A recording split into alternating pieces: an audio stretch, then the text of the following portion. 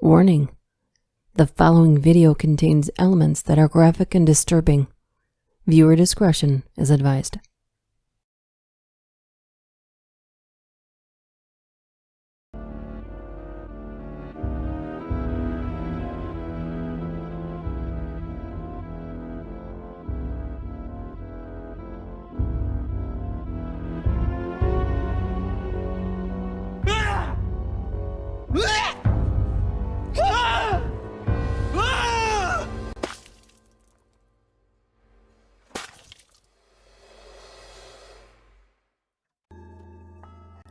Welcome back to another Serial Killer Saturday.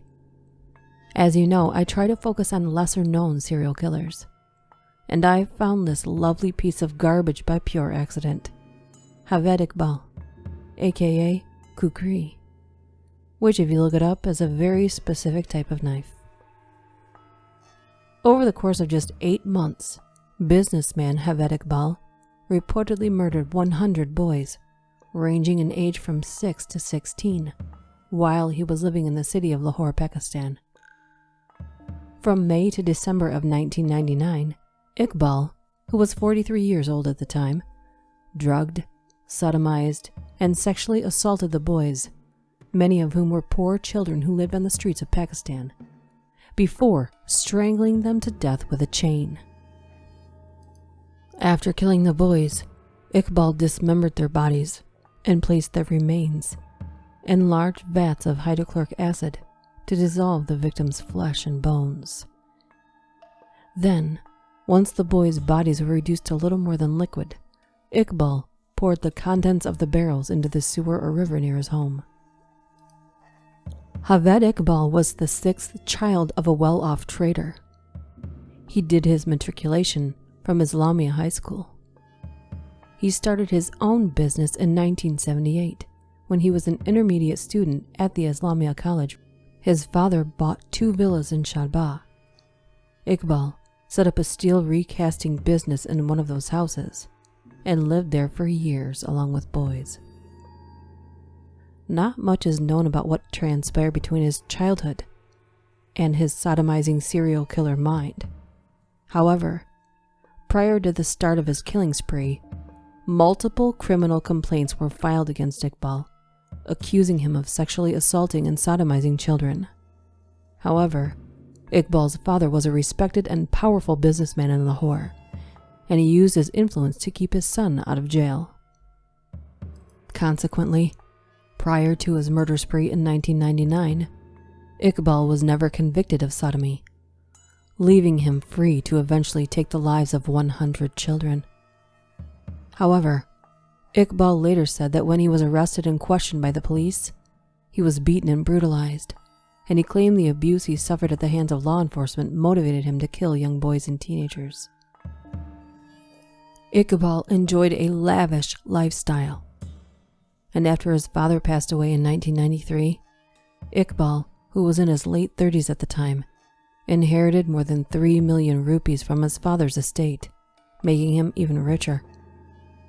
IQBAL used this windfall to build a massive home, complete with a swimming pool, as well as purchase 4 different vehicles. Using the considerable inheritance he received after his father's death, IQBAL opened a number of different businesses designed to help him meet and sexually assault young boys and teenagers. One of these businesses was a video store, where IQBAL reportedly left money on the floor of the shop, waiting to see which of his young customers would pick up the cash. Then, IQBAL would accuse the boy of trying to steal from him. He would then take the thief into another room, presumably for some sort of punishment, and then sodomize the child. After the video game shop closed, IQBAL opened more businesses, including an aquarium, a gym, a general store, and even a school. But none of these entrepreneurial endeavors lasted for very long, because parents were afraid to let their children go to places run by IQBAL.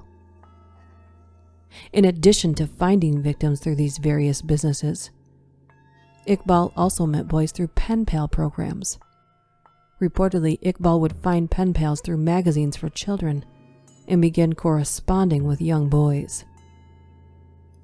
Eventually, he would convince his pen pals to send him pictures of themselves, and he would focus his attention on the children he found the most attractive.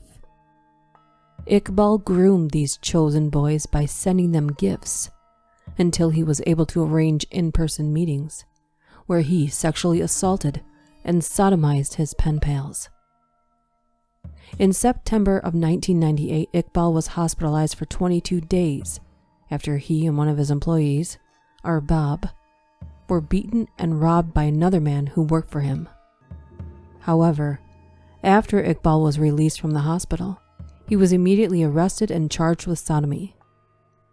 While he had been lying in the hospital unconscious, the result of a severe head injury suffered during the attack, Arbab's family had filed a complaint with the police, alleging Iqbal had sodomized Arbab. Iqbal was granted bail, but when he tried to return to his lavish home, he discovered his house, as well as his businesses and vehicles, had been sold to pay for his medical care. Consequently, Iqbal was broke and homeless, so he rented a house in a Lahore slum, the place where he would eventually take the lives of 100 children. In November of 1999, Javed IQBAL decided to confess to the murders by sending a letter to the police. In the letter, which was received by law enforcement in early December of 1999, Iqbal admitted to killing 100 beggar children by strangling them to death.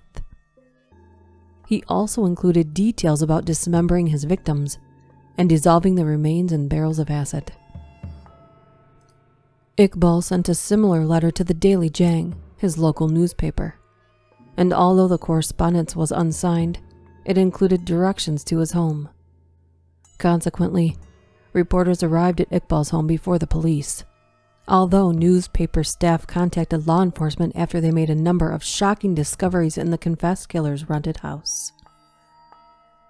When police searched Iqbal's home, they discovered 2 large drums containing acid and the dissolving remains of 3 children. They also found note cards that provided information about his victims, including their names, ages, physical descriptions, and the dates they were killed, covering the walls of his home. The authorities also recovered photographs Iqbal had taken of his victims and bags of children's clothing and shoes, which provided proof that Iqbal had been telling the truth when he claimed responsibility for the murders of 100 boys. Armed with evidence to support his confession, the police launched a manhunt to track down the admitted serial killer before he could viciously kill another child. The manhunt lasted for a month until Iqbal turned himself in on December 30th, 1999. However, instead of going to a local police station, Iqbal went to the Daily Jang, an Urdu newspaper, to surrender. According to the staff of the newspaper, Iqbal didn't express any remorse for his crimes, instead stating, "I hate this world. I am not ashamed of my actions, and I am ready to die. I have no regrets. I killed 100 children."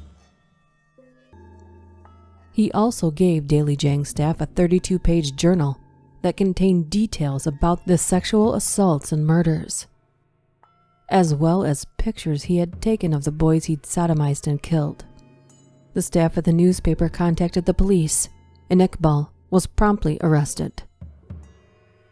In order to find out if their missing sons had been sexually assaulted and strangled to death by Javed IQBAL, a number of parents whose children had disappeared sorted through items taken from the confessed killer's home. Officials found 5 bags of children's clothing in Iqbal's house, as well as 3 bags containing a total of 85 pairs of shoes. Distraught parents sifted through these piles of clothes and footwear to see if their children's belongings were among them. Parents of these children also looked through the photographs Iqbal had taken of his victims to see if the confessed murderer had snapped their son's picture prior to killing them. A confession made by Javed IQBAL was recorded, and audio and video recordings of the confession were played in court during the cross-examination, a total of 6 times.